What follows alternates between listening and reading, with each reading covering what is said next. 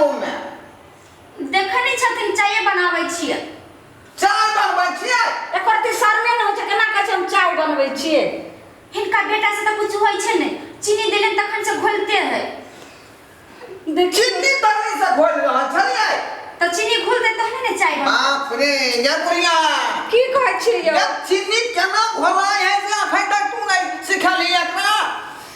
यो हम त सिखलिए हम देखे नहीं छौ दे जरुआ बेटा के जे छै से समझाइयो ने। रात हमरा की भेला तोरा जब सिखेने रहे होली में हैं जे केना जे है चीनी में चाय घोले है से तो नहीं पता छला रे।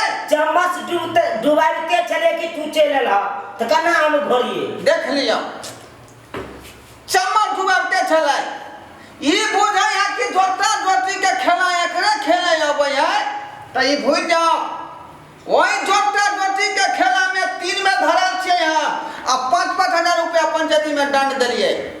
हमरा तू सिखाबी नहीं हमरा सिखाबी खोचर गाना छी हम पैर दो घोरी में रे चुना लाल तू की चलो से निकल जा कन्या के चाय बनवा दे ले रे। मत डूब अरे हम तैयार चलिए से हमर कन्या चाय बनेते दूध चाय जाले उठते ताले हम पानी आन के दो देबे। बाप रो तो जाले हम चीनी डाल के तब घोरू जाले हम चम्मच डुबे लिए कि ताले बाबू पहुंच गेल बुझिया तो हम की करिए हमरा सब पछलिए चाय बनेते आ त जोता जोती खिला रहे हैं।